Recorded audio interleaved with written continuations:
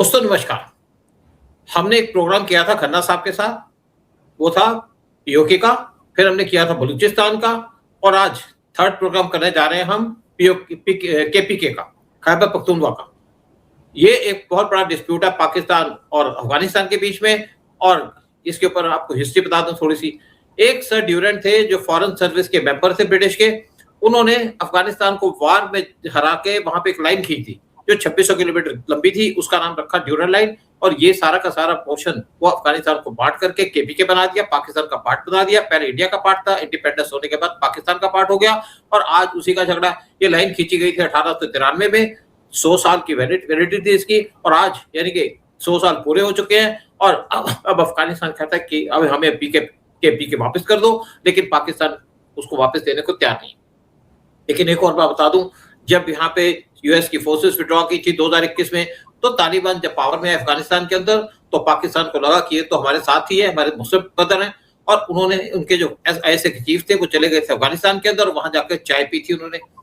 और उनको लगा कि अब हम इनको अफगानिस्तान को यूज करके इंडिया से कश्मीर ले लेंगे, लेकिन वो हुआ नहीं। जब कोविड आया तो उस टाइम में इंडिया ने इनको मेडिसिन भेजी। किसी ने वर्ल्ड के अंदर अफगानिस्तान को हेल्प नहीं की, लेकिन इंडिया ने उनको मेडिसिन भेजी। इंडिया ने ये भी कहा कि हम तुम्हें 40,000 टन वीट भेजेंगे और भेजेंगे पाकिस्तान के रास्ते। लेकिन पाकिस्तान ने वीट भेजने से मना कर दिया और कहा, क्योंकि पाकिस्तान की 1948 से पॉलिसी है कि वो अपने बॉर्डर को अफगानिस्तान से इंडिया के कनेक्शन नहीं देता। और इसी वजह से पाकिस्तान ने कहा ट्रक हमारे होंगे, आप वीट भेजिए। और लेकिन जो आप ट्रक जाएंगे उस पर चार्ज भी दिया जाएगा, पेट्रोल और लेवी लगाई जाएगी दूसरे टैक्सेस की। तो इंडिया ने कहा ऐसे तो भेजेंगे नहीं। तो अफगानिस्तान ने पाकिस्तान से रिक्वेस्ट की, लेकिन पाकिस्तान तब भी नहीं माना। इसके अंदर कई महीने लग गए, 8 महीने लग गए। उसके बाद पाकिस्तान मान गया कि अफगानिस्तान के ट्रक आएंगे। तो उन जो वीट थी उसको हमने वाघा बॉर्डर पे ड्रॉप किया और दूसरे जो अफगानी ट्रक थे उस साइड खड़े थे उसके अंदर लोड कर दिया। लेकिन पाकिस्तान ने उससे भी वीट चुरा ली।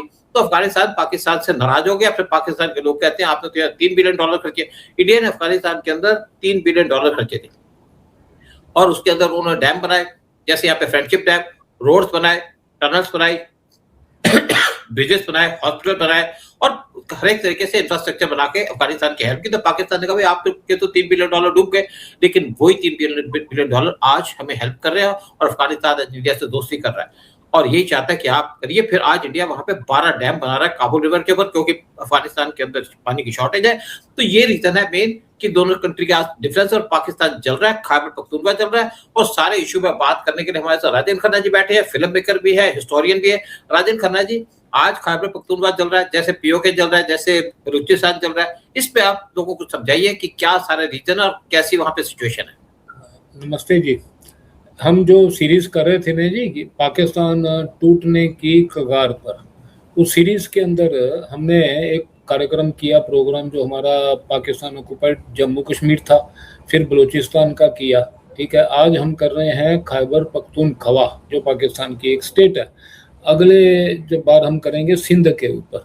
अब देखिए पाकिस्तान के 4 प्रांत हैं, पंजाब है, सिंध है, बलूचिस्तान है और खैबर पख्तूनख्वा है। तो इसमें हमने जो है वो बलूचिस्तान कर लिया, आज खैबर पख्तूनख्वा कर रहे हैं और सिंध पे करेंगे।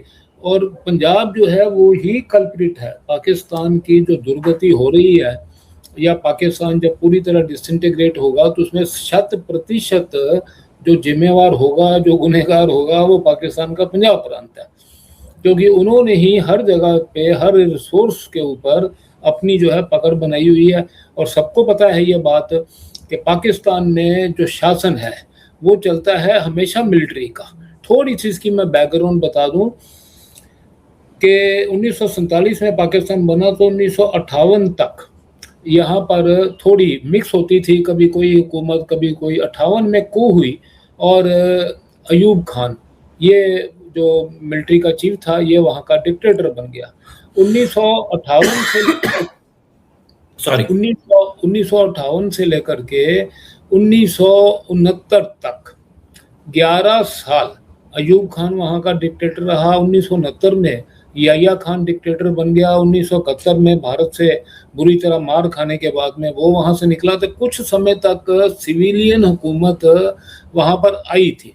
1972 से लेकर के 1977 तक 5 साल तक जुल्फिकार अली भुट्टो वहाँ का प्रधानमंत्री रहा। 77 में जब कू हुई तो ये जनरल जिया जो है वो आ गया वहाँ, और वो फिर 11 साल वो रहा। 1988 से लेकर के ये वापस से सिविलियन हुकूमतों का दौर रहा। ये दौर रहा जाकर के जी करीबन 1999 तक। 1999 तक कभी वहाँ पर बेनजीर भुट्टो आ जाती थी, कभी नवाज शरीफ की हुकूमत आती थी। फिर उसके बाद में 2008 तक रहा वहाँ पर मुशर्रफ। 1999 में कू होने के बाद में 2008 के बाद में वापस सिविलियन हुकूमतें आ रही हैं। लेकिन ये सारी जो मैंने आपको एक ये बताई है ना जी पूरी लड़ीवार, इसमें सिविलियन भी जब रहे हैं, हुकूमत डी फैक्टो आर्मी की ही रही है, ये ध्यान रखिए। एक या तो उन्होंने डायरेक्ट इनके ऊपर जो है वो हुकूमत की, या सिविलियन हुकूमतों, ये आज जैसे मुनीर है हुकूमत वहां पर आसिम मुनीर की। अब देखो दुनिया के हर मुल्क में पाकिस्तान के डिप्लोमेसी को लीड आज आसिम मुनीर कर रहा है। किसी भी जब आप दूसरे देश के जो वहाँ का अपना हुक्मरान होता है, वो चाइना जाए कि अरब जाए, तो देखो आगे ये होता है वो शरीफ पीछे दुम दुबा करके खड़ा रहता है, जो आज उनका टेक्निकली प्राइम मिनिस्टर है।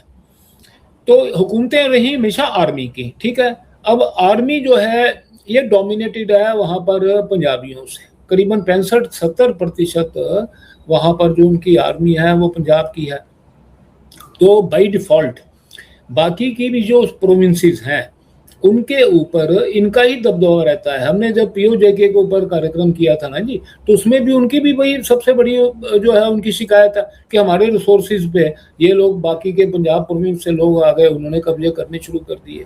तो ये तो थोड़ी बात हो गई कि वहाँ पर लोगों में मेजर अनरेस्ट है क्या। हम बात करें खैबर पख्तूनख्वा की। खैबर पख्तूनख्वा जो है, जब भारत का विभाजन हुआ तो उस विभाजन में इसको फ्रंटियर प्रोविंस के नाम से जाना जाता था, north west frontier province. North west frontier province जिस तरह से भारत में बाकी के सब प्रांत जो थे अंग्रेजों के अंडर थी और बाकी के इलाके, तो उनको एक खुद मुख्तारी दी गई थी। आप बताइए कि आप कहाँ किसके साथ जाना चाहते हैं। जैसे हमने कल में बताया कि बलूचिस्तान के साथ बात हुई तो पहले तो बलूचिस्तान ने कहा हम इंडिपेंडेंट रहेंगे, लेकिन जिन्ना ने आर्मी भेज दी। इसी तरह खैबर पख्तूनख्वा जो उस वक्त नॉर्थ वेस्ट फ्रंटियर प्रोविंस था, वहां पर जब बात हुई ना तो उन्होंने कहा है यहाँ रेफरेंडम करवा देते हैं, लोगों से राय लेते क्या करना है। 100% करीबन 100 क्या बल्कि 95% पॉपुलेशन मुसलमानों की थी, और पाकिस्तान मुल्क बना ही इस्लाम के नाम के ऊपर था। तो ये लग रहा था कि लोग जो है रेफरेंडम में वोटिंग वो पक्ष में करेंगे। अब वहां पर एक बहुत बड़ा पेच था। वो पेच ये था कि उनके सबसे बड़े जो कद्दावर लीडर खान अब्दुल गफ्फार खान, जिनको हम सरहदी गांधी भी कहते हैं, जिनको भारत सरकार ने भारत रत्न भी दिया कोई 20-25 साल पहले, जो खान अब्दुल गफ्फार खान साहब थे, ये जो थे ये गांधीवादी थे और ये चाहते थे भारत के साथ मिलना। तो फिर उन्होंने वहां पर इंटरनल सर्वे किया तो पता लगा कि पठान कहते हैं कि हम हमेशा खुद मुख्तार हैं, तो हम अपने एक ना इंडिपेंडेंट स्टेट हम अपनी रखना चाहते हैं। तो जब रेफरेंडम की जब ऑप्शन दी गई उसमें रखा गया इधर इंडिया और पाकिस्तान, तो इन्होंने बायकॉट कर दिया कि हम रेफरेंडम में हिस्सा नहीं लेंगे क्योंकि थर्ड ऑप्शन आपने हमको दी नहीं। इनके बायकॉट करने के कारण से जो मुख्य जो मेन धारा वाले लोग थे उन्होंने बायकॉट किया। तो हुआ ये, जो उस वक्त के प्रो पाकिस्तान एलिमेंट थे उनकी मेजॉरिटी आ गई। तो नॉर्थ वेस्ट फ्रंटियर प्रोविंस है ना जी, वो चली गई पाकिस्तान के पास। तो ये है वहाँ की रिसेंट हिस्ट्री। अब आप थोड़ा इसका हम डिस्टेंट हिस्ट्री भी देखेंगे, बड़ी इंटरेस्टिंग है। मैं समझता हूँ हमारे व्यूअर्स को बहुत ज़्यादा इसमें एक जानकारी मिलेगी। देखिए जी, ये पूरा जो क्षेत्र है ना जी, जो पाकिस्तान के अंदर है, जो पठानी इलाका पाकिस्तान का है और जो अफगानिस्तान है, इसको कहा जाता था प्राचीन काल में गांधार। और हमारे जो सबसे दुनिया के पुराने जो ग्रंथ हैं दुनिया के, सिर्फ हमारे नहीं, वो जो है वेद हैं, वेदों में ऋग्वेद में इस पूरे क्षेत्र की चर्चा आती है। काबुल नदी जिसका आपने बात किया कि जिसको ऊपर 12 डैम बनेंगे, ये काबुल नदी को वेदों में कुबा नदी कहा गया है, और जहां से निकलती है जैसे पूरा उसका वर्णन। इसी तरह से अफगानिस्तान के नॉर्थ में जो आज अमू दरिया है, जो अफगानिस्तान को डिवाइड करता है सेंट्रल एशियन मुल्कों से, तुर्कमेनिस्तान, उज्बेकिस्तान, तजिकिस्तान, ये यहाँ से जो ये अमू दरिया निकलता है, पामीर पर्वतों से निकलता है, और ये इसको डिवाइड, एक किस्म की ये उनकी आपस में बॉर्डर लाइन है। ये दरिया को वक्षु नदी के नाम से वेदों में कहा गया, ठीक है। बाद में जब ग्रीक्स आए यहाँ, आज से 2300 साल पहले, ग्रीक्स ने उस दरिया को जो है वो उन्होंने अपना जो नाम दिया। अब क्या हुआ कि ये इलाका पिछले रिटर्न जो हिस्ट्री है इसकी, इसमें कई प्रकार के हमारे, क्योंकि पहले तो वैदिक लोगों का ही वहाँ पर पूरा प्रभाव था, बाद में बौद्ध का प्रभाव हुआ, बाद में बौद्ध प्रभाव के बाद में जो अफगानिस्तान का जो पूरा इलाका है ना जी आज का, वहाँ पर टोटल हिंदू शासन था, उसको कहते थे हिंदू शाही किंगडम। हिंदू शाही किंगडम जो है ये वहाँ पर जब तुर्क जो थे ना, तुर्क पहले मुसलमान नहीं थे जी, जो सेंट्रल एशिया के तुर्क थे मुसलमान नहीं थे, ये शैमनिज्म को मानते थे। जब ये मुसलमान हुए तो उन्होंने धीरे धीरे करके अफगानिस्तान पे हमले करने शुरू कर दिए, जो उस वक्त पूरी तरह से सनातनी और बौद्ध था। उस समय हिंदू शाही जो राजे थे उन्होंने बहुत प्रतिरोध किया, 300 साल तक उन्होंने वहाँ पर तुर्कों के पांव जमने नहीं दिए, ठीक है। लेकिन जैसे हमारे पूरे इतिहास को आप देख लोगे, एक कमी रही हमारे सभी राजाओं में शुरू से लेकर अंत तक, कि उस वक्त जब हमले होते थे तो उनको परास्त कर देते थे, लेकिन वापस से काउंटर अटैक कभी नहीं किया, कभी भी। इस इतिहास को इस बात का, अगर जब तक आप काउंटर अटैक नहीं करेंगे ना, तो आपका जो दुश्मन है वो जाकर के वापस तैयारी करता है, फिर तैयार होकर आता है। तो इसी तरह से तुर्क बार बार आते रहे, और अंत तो गतवा एक दिन आ गया ऐसा, करीबन 1002 में, ये सेकंड मिलेनियम जब शुरू हुआ तब आ गया कि जो महमूद गजनवी था, उसका बाप था सुबुक्तगिन, उसको कई बार जो हिंदू शाही का राजा जयपाल था उसने हराया था, लेकिन काउंटर ऑफेंसिव नहीं होने के कारण से वो वापस से तैयार हुए पीछे से, और उन्होंने कुमकियां मंगाई सेंट्रल एशिया से, और फिर 1002 में उसको भेड़ा का युद्ध कहते हैं, भेड़ा के युद्ध में जो राजा जयपाल परास्त हो गया, उस दिन से वहां पर जो पैर थे हमारे सनातनियों के उखड़ने शुरू हो गए। और तो आपको पता है जहां जहां पर इस्लामिक आर्मी जाती है, पहला काम इनका ये होता है कि उसको दारुल हरब से दारुल इस्लाम बनाया जाए, सबसे पहले कन्वर्शन है। तो ये पठानों की कन्वर्शन जो है ना जी, ये होनी शुरू हो गई थी 1000 के करीब, और धीरे धीरे करके पूरा अफगानिस्तान कन्वर्ट हो गया। लेकिन डीएनए, बात समझिए, डीएनए जो है ना वो डीएनए है, वो साइंस के ऊपर चलता है, वो ये मुगालतों के ऊपर पागलपंती पे नहीं चलता। आज जब ये आकर के कह के गया अफगानिस्तान का मिनिस्टर, उसने स्टेटमेंट दी ना जब कि हमारा मतलब अफगानिस्तान का और भारत का डीएनए सेम है, उसने कहा मेरा डीएनए इंडियन डीएनए है, तो उस बात में बड़ी सच्चाई थी। जो बाद में पाकिस्तानियों ने मजाक उड़ाया ना उस बात का, वो उसमें सच्चाई है कि वो डीएनए जो है पूरे सब हमारे लोगों का, क्योंकि एक ही लोग थे, हमारे ही लोग थे, ठीक है। खन्ना साहब, एक और बात यहाँ पे है कि आपको पता है कि इंडोनेशिया के प्रेसिडेंट यहाँ पे आए थे, उन्होंने भी कहा मेरा भी डीएनए इंडिया का है, मेरा भी डीएनए सनातनी है। मैं एक दिन करेंगे जी, इंडोनेशिया पे अलग से कार्यक्रम करेंगे, उसका तो मेरे पास में, क्योंकि मेरा विषय है तो मेरे पास में तो उनका इतना बड़ा वो है कि पूछिए मत। एनीवे, अब जब यहाँ पर हमने अफगानिस्तान की बात की तो ये पूरा हिंदू इलाका था, और 1002 के बाद में कन्वर्ट होने शुरू हो गया। फिर अलग अलग प्रकार की तुर्कों की हुकूमतें मेनली वहां पर आई ज्यादा करके।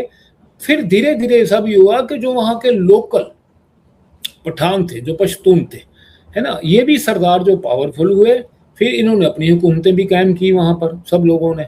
उनमें जो लेटेस्ट बाद में आई वो अहमद शाह अब्दाली था, जिसने भारत पे भी बहुत आक्रमण किए।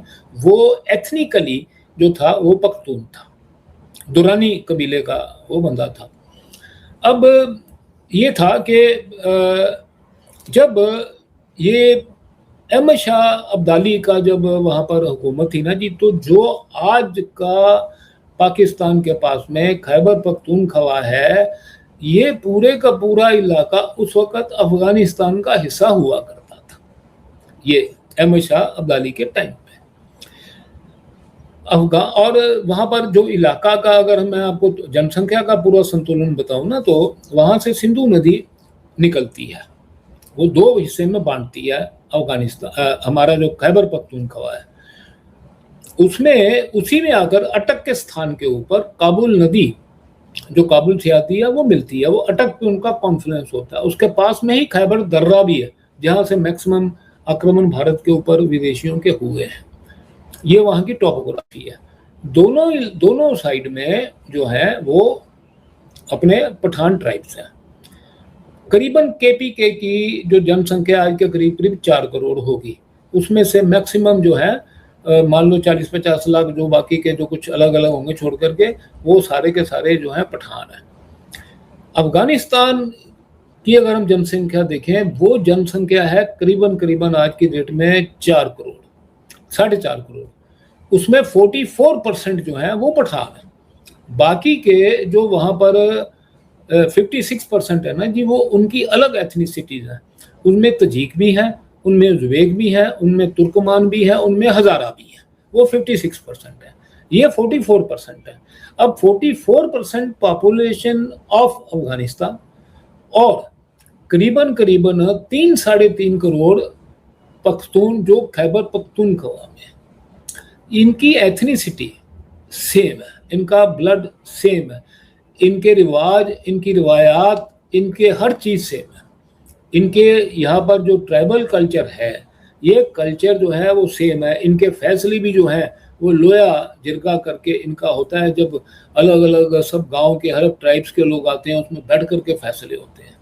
तो ये सारी इनकी जो है वो पूरा ब्लड इनका सेम है। अब हुआ ये कि अंग्रेज जब भारत में काबिज था ना जी, तो मैं ये सारी इस बात संदर्भ में बात कर रहा हूँ कि आज जो स्थिति बनी है उसके पीछे कारण क्या थे। तो अंग्रेज जो था वो यूरोप, यहाँ पर भारत में तो काबिज था ही, यूरोप में वो इनकी आपस में बहुत लड़ाइयाँ होती थी। आपने देखा है, सुना होगा बहुत ज़्यादा कि एंग्लो फ्रेंच बहुत युद्ध हुए, पूरा इतिहास भरा पड़ा है इनका।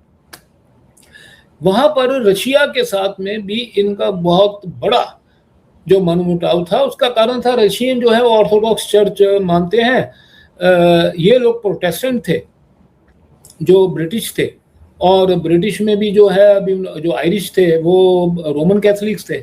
इस तरह से अलग अलग स्ट्रीम्स को मानने वाले लोग थे। उसमें धार्मिक कारण भी थे, और उसमें ज्योग्राफिकल भी थे, उसमें पॉलिटिकल भी थे, उसमें इकोनॉमिक रीजन भी बहुत थे, काफ़ी चीज़ें थी, वहाँ लड़ते थे। अब सोवियत रशिया का अगर आप मैप देखेंगे ना जी, सोवियत क्या मतलब जो उस वक्त भी रशिया था ज़ारिस्ट, उसका मैप शुरू हो जाता है यूरोप से, और एशिया के एकदम आखिर के जो कोना है वहां तक उनकी एक बंदरगाह व्लादिवोस्तोक जो है ना, वो देखिए आप एशिया के आखिरी अंग में जाके आ जाती है ना जी, जापान के आगे की तरफ पड़ती है, वो आगे बढ़ जाती है, और ये पूरा नॉर्दर्न हेमिस्फीयर को कवर करके रखते हैं। तो रशिया जो था वो यूरोप में भी था, एशिया में भी था। तो यहाँ पर जो इसका हिस्सा था रशिया का, वो हिस्से के साथ उस वक्त उसका इन्फ्लुएंस, उस वक्त उन्होंने पूरा ये जो सेंट्रल एशियन रिपब्लिक्स है ना जी, इनको इनकॉर्पोरेट नहीं किया हुआ था, लेकिन पूरा इन्फ्लुएंस रशिया का था वहाँ। ये जो बेल्ट थी ना, उज्बेकिस्तान, कजाकिस्तान, ये वाली। ब्रिटिश जब भारत में थे, इनको बहुत बड़ा उस वक्त एक डर था कि ये रशिया अगर यहाँ से सेंट्रल एशियन रिपब्लिक से होकर अफगानिस्तान क्रॉस करेगा, तो हम बहुत दफा मैं बात कहता हूँ, वो तो होता था कि तो the plan to reach warm waters of Arabian sea, तो वो यहाँ पर कराची का बंदरगाह में आ गए, तो उनके पास में कोई वार्म वाटर बंदरगाह थी नहीं रशियंस के पास में उस जमाने में। तो उनका क्या होता था, विंटर के टाइम पे वहाँ पर उनकी पूरी जहाज़ों की नेविगेशन रुक जाती थी। तो चाहते थे कि अभी दुनिया में तो क्या हुआ है पिछले 2-2.5 साल से ना जी, जो ट्रेड रूट्स हैं उनके ऊपर ही ज़्यादा युद्ध हुए हैं। तो इन्होंने कहा कि भी हमारा वो बड़ा ट्रेड रूट वाया कराची बनता है, उसको रोकने के लिए ब्रिटिश ने क्या किया, जो ये पूरा इलाका उस वक्त पठानी इलाका अफगानिस्तान के अंतर्गत आता था, इन्होंने उसमें से अपने इन्फ्लुएंस वाले इलाके को बांट दिया अंग्रेजों ने। ठीक है, वो जो डूरन लाइन का आपने जिक्र किया ना जी, ये 1893 में इन्होंने डूरन लाइन जो वहां पर रखी। एक इसमें मैं दर्शकों को बताना चाहूंगा कि उनको याद होगा, अभी हाल ही में एक फिल्म आई थी केसरी, तो केसरी फिल्म थी अक्षय कुमार की, उसमें बताया गया है किस प्रकार से वहां पर सारागढ़ी करके एक ट्राइबल अफगानी इलाकों में एक क्षेत्र था, जहां पर सारागढ़ी के किले में केवल 21 सिख सिपाही थे ब्रिटिश, उन्होंने किस प्रकार से 10,000 अफगान फौजियों को वहां पर रोक दिया था जो है। तो ये जो सारा उस वक्त जो प्लान चल रही थी ना जी, ये वही चल रही थी कि कितने इलाकों के ऊपर जो अफगानिस्तान का कब्जा है उनको तोड़ करके ब्रिटिश रूल्ड इंडिया में मिलाया जाए। उस समय 1893 में इन्होंने वो डुरन लाइन खींच दी, ताकि वहां पर अगर कल कोई रशिया आता है तो वो पहले अफगानिस्तान का आए, उसके आगे वो नहीं आ पाए, क्योंकि उसका इलाका काफी हद तक ब्रिटेन ने ईरान में बांट दिया। अब हुआ ये कि 1947 में भारत विभाजन हुआ। मैंने आपको बताया कि वहां पर जो लोग थे उन्होंने पाकिस्तान में, क्योंकि ज्योग्राफिकली तो और दूसरा कोई रास्ता ही नहीं था उनके पास में, वहां रहने का निर्णय किया। आज स्थिति यह है जी सूद साहब कि वहां पे दोनों साइड में डोरन लाइन के जो पख्तून हैं वो एक होना चाहते हैं, ठीक है।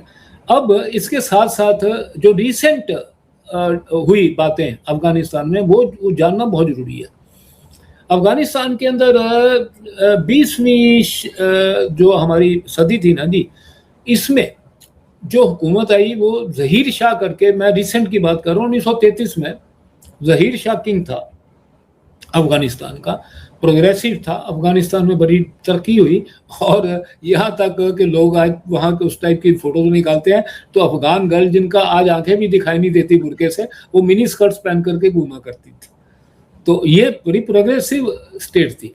1973 में वहां पर दाऊद खान करके अफगान थे, उनकी हुकूमत आ गई। वो जो थे वो नेशनलिस्ट थे, मतलब अफगान नेशनल। उन्होंने सबसे पहले ये बात निकाल दी कि भैया डुरन लाइन हम नहीं मानते, ठीक है ना। पहली बात रिसेंट हिस्ट्री में सबसे पहले बात करने वाले वो थे दाऊद खान।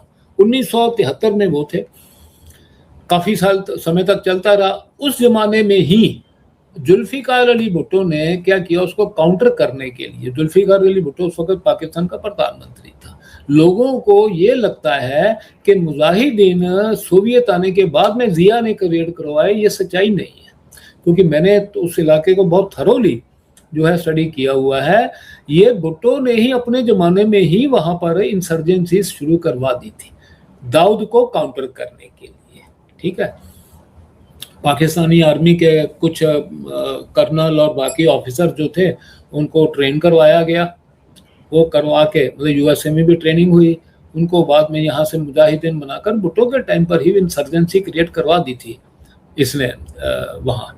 1979 में सोवियत ने ऑक्यूपाई कर लिया अफगानिस्तान, क्योंकि उनके भी अपने एक अलग प्लान थे। 79 में जब यूएसए ने एक चीज देखी कि जिस तरह से मैं फंसा था वियतनाम में, और सोवियत ने जो वियतनाम नेशनल से उनकी मदद की थी वेपन्स के साथ में और चीज़ों के साथ में, और हमारा वहाँ जीना दूभर कर दिया था वियतनाम में यूएसए का। अब मेरे पास मौका है, मैं इनको यहाँ फंसाऊंगा।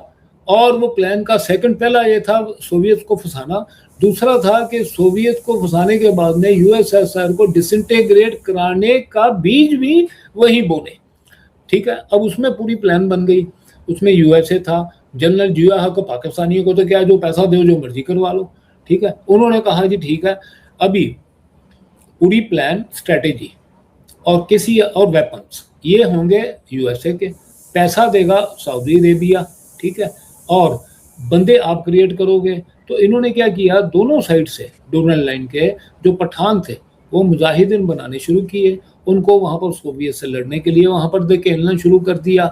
और उस समय बहुत ज़्यादा, क्योंकि टर्मोइल था, शांति नहीं थी, लोकल को करीबन 20-25 लाख जो पख्तून थे ना जी, वो वहाँ से डोरन लाइन क्रॉस करके, क्योंकि लाइन खुली थी, कुछ नहीं था, अब इन्होंने फेंसिंग लगानी शुरू की है ना जी। स्पिन बोल्डा, तोरखाम, जलालाबाद, ये सारे जो बॉर्डर क्रॉसिंग थे, ये सारे एकदम जहां से मर्जी खुले तो आ गए। 20-25 लाख सो कॉल्ड रिफ्यूजी बनकर आए, तो अपने ही ट्राइब्स के लोगों के पास में थे, लेकिन नेशनैलिटी के पॉइंट ऑफ व्यू से वो वहां के थे। तो ये एक डेवलपमेंट अपनी बड़ी अपनी जगह पे रही, जिनका आज के कॉन्टेक्ट के साथ में बहुत बड़ा संबंध है। उसके बाद में क्या हुआ जी कि 79 के बाद में करीबन 10 साल तक सोवियत थक गए, वो वहां से निकलने शुरू हो गए, वो अपनी जगह हिस्ट्री लगे, बाद में डिसइंटीग्रेट भी हो गए गोरबाचेव के टाइम पे।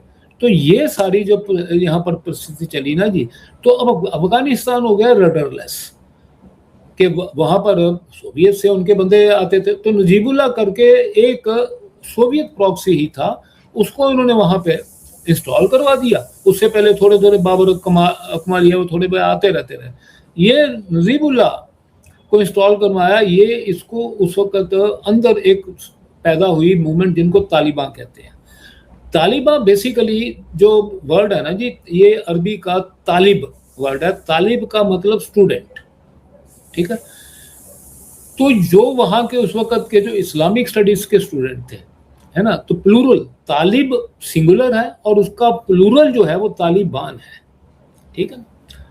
तो वो जैसे स्टूडेंट एंड स्टूडेंट्स, तो ये तालिबान जो थे वो पैदा हुए। तालिबान की वहाँ पर बहुत ज़्यादा जो है वो से हो गई, उन्होंने इसको कत्ल करवा दिया नजीबुल्लाह को अफगानिस्तान में। तो टेक्निकली 1996 से लेकर के 2001 तक अमेरिका के वहाँ जाना तक वहाँ पर हुकूमत रही मुल्ला उमर जो तालिबान का लीडर था उसकी। अब ये जो 5 साल थे ना जी, ये 5 साल जो थे ही ऐसा एक पीरियड रहा है, मैंने जो शुरू से बताया ज़हीर शाह से लेकर पिछले 100 साल के थे, जिसमें उनका पाकिस्तान के साथ में सिर्फ जो कॉर्डियल संबंध रहा, ये 1996 से 2001 तक, क्योंकि उस वक्त जितने भी अंदर इंसर्जन ग्रुप थे ना, वो पख्तून ग्रुप थे, और पहले क्योंकि नॉर्दर्न अलायंस हुआ करता था, तजीक वगैरह का, हमेशा मसूद वगैरह, वो अलग इनके इधर, क्योंकि ये पाकिस्तान इनको हेल्प करता था, तो इनकी पॉकेट्स उस वक्त तालिबान के 1996 वाले रजीम में बड़ी अच्छी थी। अब हुआ ये कि वहाँ पर ये 9/11 होने के बाद में अमेरिका ने अक्टूबर 2001 में अफगानिस्तान पे हमला कर दिया उसामा बिन लादेन को ढूंढने के लिए। 20 साल तक रहे वहाँ। पाकिस्तानी क्या करते रहे, ये 2 नाव पे चलते रहे, ठीक है। उधर उनसे पैसा लेते थे यूएसए से, ठीक है, उनको राहदारी भी दी, उनको उन्होंने यहाँ से जो है एड स्टेशन भी दिए, यहीं से ड्रोन उड़ करके जाते थे वहाँ पर अमेरिकन, ठीक है। सब जो इन्होंने एक साइड में ये करते रहे, दूसरी साइड में वहाँ पर तालिबान की हुकूमत को बैक डोर से सपोर्ट करते रहे। मैंने पाकिस्तान के एक्स कई आर्मी वाले हैं जिनसे मैंने जाना है कि जो कराची से शिपमेंट आती थी ना जी वेपन्स की, किसके लिए, अमेरिकन ट्रूप्स के लिए, वो रास्ते में ही उनको वे ले कर लिया जाता था। पाकिस्तान जो था पूरा मैकेनिज्म बनवा के देता था, और वो तालिबान क्या करते थे, उनका ही हथियार पाकिस्तान की मदद से चोरी कर करके उनके खिलाफ इस्तेमाल करते थे। ये पाकिस्तान ने वहाँ पर दोगली नीति खेली। अब 2021 में अमेरिकन चले गए, पाकिस्तान में जो है मिठाइयाँ बंटनी शुरू हो गई, पाकिस्तान में जो है वो बल्ले बल्ले होनी शुरू हो गई। अरे वाह जी, क्योंकि उनको 1996 वाला पीरियड याद था। कभी अब तालिबान तो हमने ही सपोर्ट की थी, तो ये तो हमारे जो है, हम जो कहेंगे वैसे करेंगे। पाकिस्तान का एक वहाँ पर ऑब्जेक्टिव रहता है स्ट्रेटेजिक डेप्थ का, कि पाकिस्तान को लगता था इस्लामी मुल्क है, एथनिसिटी भी इनकी हमारे केपीके वाले लोगों के साथ मिलती है, तो हम इनको अपने फायदे के लिए इस्तेमाल करेंगे, ठीक है, स्ट्रेटेजिकली, पॉलिटिकली और सब चीज़ों के लिए इस्तेमाल करेंगे। तो वो इस मुगालते में बैठा हुआ तो कहता था भाई पाकिस्तान जो अफगानिस्तान है ये हमारा स्ट्रेटेजिक डेप्थ है। 2021 में जो ISI का चीफ था वो गया उधर, वो बड़ी उसकी पिक्चर जो है वो हुई, पॉपुलर हो गई ना, कि चाय पी रहा वहां जाकर के फैज, ठीक है। अब वो दिन के बाद में तालिबान ने रियलाइज कर लिया है बात को, उन्होंने कहा कई बार, कहता भाई साहब आपका क्या है, आप तो जो आपको पैसे देता खरीद लेता है ना। कल वो उस वक्त ये दे रहा था, यूएसए दे रहा था, तो आप उसकी बात करते थे, चाइना देगा उसकी बात करोगे। हम आपके फायदे के लिए हम बिकने वाले नहीं हैं। तो ये हो गई बात वहाँ रिसेंट। अब जो बात आ जाती है ना, जो हमारा मुद्दा था कभी क्यों टूटेगा खैबर पख्तूनख्वा, उसके कई कारण। एक कारण तो ये है कि अफगान डूरन लाइन नहीं मानते हैं। वो कहते हैं कि ये सिंधु नदी के आगे तक इस्लामाबाद का एक इलाका मरगला है, वहाँ तक पूरा क्षेत्र हमारा है, ये उनकी पॉलिसी लाइन है। उन्होंने ना नक्शे छापे हुए हैं जी अफगानिस्तान में। वो नक्शा, उसको लोया अफगानिस्तान कहते हैं जी। लोया अफगानिस्तान जो है उसमें पूरे का पूरा पाकिस्तानी केपी के, कुछ इलाके केपीके के आगे के भी, और यहाँ बलूचिस्तान के कुछ इलाके जो पख्तून मेजॉरिटी के, जिसमें आप समझ लो कि ये क्वेटा आ जाता है, चमन आ जाता है, जोब करके एक इलाका है। ये सारे इलाके जो हैं अफगानिस्तान कहता है ये मेरे हैं, ठीक है। अब तो ये उनका क्लेम हो गया। अब यहाँ वाले जो पख्तून हैं वो क्या चाहते हैं? वो भी चाहते हैं कि हम जो है अफगान, क्योंकि हमारी एथनिसिटी अफगानिस्तान के साथ मिलती है, traditionally we were part of that, तो वो चाहते हैं कि हम उनके साथ में मिलें। इसके बाद में इनके साथ में पॉलिटिकल इनडिस्क्रिमिनेशन बड़ी होती है, बहुत ज़्यादा। वही बात जो पंजाबी बाकी स्टेट के साथ में करते हैं, इनके रिसोर्सेज भी हाथ रख करके बैठे हैं। तीसरी बात जो है और बहुत बड़ी, वो है मजहबी। वहाँ पर एक आउटफिट है टीटीपी, जिसको कहते हैं तहरीके तालिबान पाकिस्तान। ये है क्या? लोगों को इस बारे में, आम जनता को नहीं पता कि उनके ऑब्जेक्टिव क्या है, वो क्यों बने। टीटीपी चीज़ क्या है? इतना सुनते हैं रोज वो न्यूज़ में कि आईटीटीपी ने 10 आदमी मार दिए, आईटीटीपी ने यहाँ ब्लास्ट कर दिया, आईटीटीपी ने यहाँ पर अब्डक्शंस कर ली, आज आर्मी के साथ में ये हुआ। लेकिन टीटीपी का बेसिक ऑब्जेक्टिव क्या है? ठीक है, वो टीटीपी का बेसिक ऑब्जेक्टिव क्या है? ये कहते हैं कि आपने अफगानिस्तान के अंदर जो तालिबान थी उसकी मदद की थी इस्लाम के नाम के ऊपर, शरीयत के नाम के ऊपर, ठीक है। मगर आपके अपने मुल्क में, पाकिस्तान में तो शरीयत है नहीं, ठीक है। आप तो मिडल वे में चलते हो ना। आपके यहाँ शरीयत कहाँ है? कौन सी चीज़ है जो आप शरीयत की मानते हो? ना तो शरीयत का कानून आपके यहाँ चलता है, ठीक है।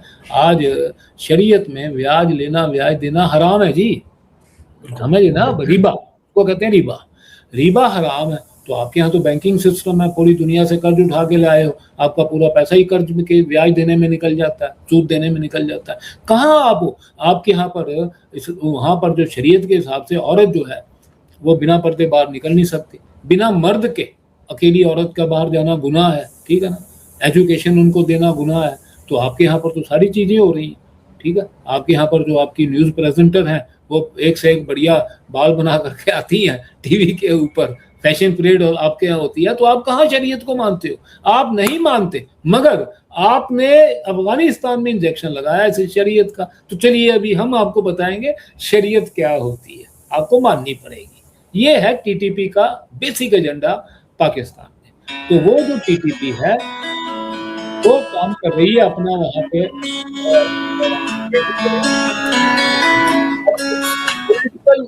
पॉलिटिकल जो एजेंडा है वो मिल रहा है बलूचियों का और पख्तूनों का।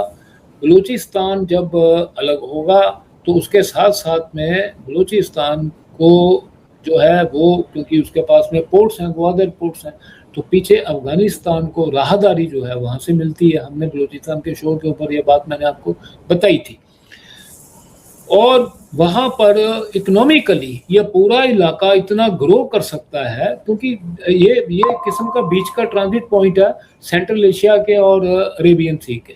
तो ये सारी बातों को और वहाँ पर एक जो भी चल रही है ना जी मूवमेंट यहाँ पर केपीके में, वहाँ लीड कर रहा है जो मंजूर पश्तीन करके एक लीडर है, उसको उन्होंने अभी जेल में डाल दिया है।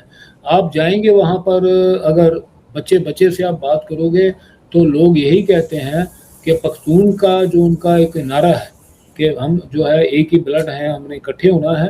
तो जब सारी तरफ से पाकिस्तान पे प्रेशर आ रहा है, वो साइड में मैं बता रहा हूँ आपको कि आ गया पाकिस्तान को पर जम्मू कश्मीर में आ गया, इधर बलूचिस्तान में आ गया। अब हम अगला शो करेंगे सिंध का। सिंध बहुत पीसफुल स्टेट है, लेकिन सबसे बड़ा जो झटका लगेगा इनको सिंध में लगने वाला है, ठीक है। तो ये सारे आ गए। उसके साथ साथ ये अपना जो खैबर पख्तूनख्वा है, मैं नहीं समझता कि पाकिस्तान को चाइना आ जाए, यूएस से आ जाए, डिसइंटीग्रेट होने से कोई बचा नहीं सकता। It's a matter of few years. बिल्कुल सही बात है। देखिए खन्ना साहब, मैं एक से आपसे बात कहूंगा, नेचुरली टीटीपी भी चाहती है कि जो लाइन खत्म हो जाए, वैसे भी उसकी वैलिडिटी खत्म हो चुकी है, 100 साल से ऊपर हो चुके हैं, 1993 में खत्म हो चुकी है। लेकिन दूसरी बात यह है कि ये कहा जा रहा है कि टीटीपी इस टाइम पे बहुत ज्यादा एग्रेसिव है। एक एक दिन में 10-10 वहां पे टेरर अटैक होते हैं पाकिस्तान के ऊपर, और पाकिस्तान हिला हुआ है। देखिए आपके पीओके में तो पाकिस्तान की गलती से लड़ाई चल रही है, वहां पे डेवलपमेंट होनी ही थी। आज वो कहते हैं इंडिया से मिलना चाहते हैं। अगर आप बात करोगे बलूचिस्तान के अंदर तो उन्होंने 85% एरिया पे कंट्रोल कर लिया है, और आज टीटीपी वो इन पे बहुत ज्यादा अटैक कर रही है। तो पाकिस्तान चारों तरफ से घिरा हो, तीन तरफ से ये घिर गया, और साथ में आपके देखिए अगर आप बात करें इमरान खान की, इमरान खान को जेल में डाला हुआ है, यानी कि पॉलिटिकली इमरान खान जो सबसे स्ट्रांग लीडर है वो भी इनके खिलाफ हो गया, वहां पे भी वायलेंस चल रही है। तो आपकी बात बिल्कुल ठीक है कि पाकिस्तान का टूटना तय है, बात है कुछ दिन की, कुछ हफ्ते की या कुछ महीनों की, सालों लगेंगे इसके ऊपर। हाँ बिल्कुल बिल्कुल। और पाकिस्तान को बर्बाद होने से कोई नहीं बचा सकता। आप कुछ फाइनल वर्ड कीजिए, प्रोग्राम खत्म करते हैं। मेरा यही है जी कि पाकिस्तान को मैं सिर्फ एक आपको बात तो बताना चाहता हूँ कि ये भारत के लिए इनके मन में वैमनस्य है, शत्रुता है, जहर है। ये केवल ये छोड़ दें, को एग्जिस्टेंस पे चलते हैं ना अगर, तो पाकिस्तान भी एक स्टेट के तौर पे सरवाइव कर सकता था। तो भारत के साथ में जो इनकी शत्रुता है ना, जो उनको ले बैठेगी। और हमें भी देखो, बड़ी सिंपल बात है कि मुझे एक बात बताइए कि आज बलूचिस्तान में जो विद्रोह है, जो रेजिस्टेंस है, आज हर भारतीय कहेगा कि ठीक है कि हम तो उनके सपोर्ट, एक हम मोरल सपोर्ट तो करेंगे ना, डिप्लोमेटिक सपोर्ट करेंगे। कल को बलूचिस्तान अलग होगा तो मैंने कल के शो में कहा था कि सबसे पहले उसको रिकॉग्नाइज भारत को करना चाहिए, क्योंकि हम आज पाकिस्तान अगर आगे बढ़ता है अपनी शत्रुता को लेकर के, तो हमारे लिए तो सदा का ही एक मुसीबत है ना जी। दुनिया की हर, ध्यान करिए, पाकिस्तान की सबसे बड़ी हमारे लिए जो नेगेटिविटी क्या, मुसीबत क्या है, दुनिया के सारे देश, चीन हो कि यूएसए हो, उन्होंने अपनी स्कोर्स हमारे साथ जब सेटल करनी होती है वो पाकिस्तान को इस्तेमाल करते हैं। ये सबसे बड़ी जो समस्या हमारे साथ में। देखिए बाकी बात ठीक है, हाँ बिल्कुल ठीक बात है। पाकिस्तान ना सुधरेगा ना सुधर पाएगा, लेकिन मेन बात है कि अब पाकिस्तान का टाइम आ चुका है टूटने का, और पाकिस्तान टूटेगा तो इंडिया में शांति होगी। तभी इंडिया के मुसलमान भी समझ जा पाएंगे कि अब हमारे साथ पाकिस्तान है, पाकिस्तान को सपोर्ट करता है, टेररिज्म को सपोर्ट करता है, और इंडिया के अंदर जो भी हमारे पॉलिटिशियन उनको सपोर्ट करता है। हमारे जो नेगेटिव बातें करते हैं पॉलिटिशियन, वो भी पाकिस्तान की तरफ देखते हैं, लेकिन क्योंकि वो पावर में आ नहीं सकते। लेकिन आज जो सिचुएशन चल रही है पूरे पाकिस्तान के अंदर बहुत ज्यादा डेंजरस है, बहुत ज्यादा क्रूशियल है, और पाकिस्तान के टूटने की वेट की जा रही है। इम्पेशेंटली हम वेट कर रहे हैं, और यहीं पे प्रोग्राम खत्म करते हैं और अगला प्रोग्राम बनाएंगे सिद्धि के ऊपर। जय हिंद, जय भारत। जय हिंद, जय भारत।